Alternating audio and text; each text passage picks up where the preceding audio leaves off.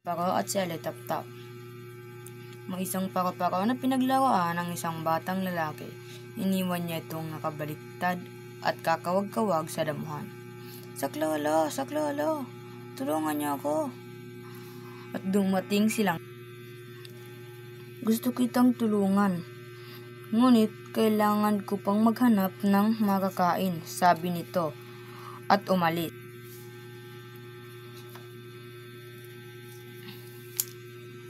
Dumating si Gagamba at sinabing, gusto kitang tulungan, ngunit kailangan ko pang pagandahin ang aking bahay, at iniwan ang kawawang paro-paro.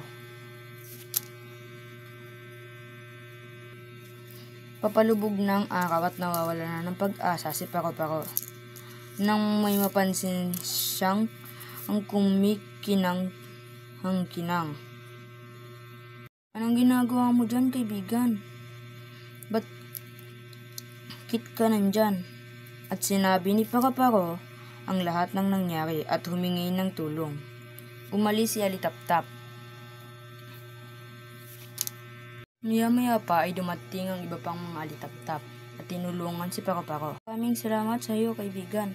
Walang anuman. Paalam na't ako na matutulog, sabi ni Paro-Paro. Ako rin, paalam na rin dahil ako ay marami pang gagawin, sabi ni Alitaptap. Wakas.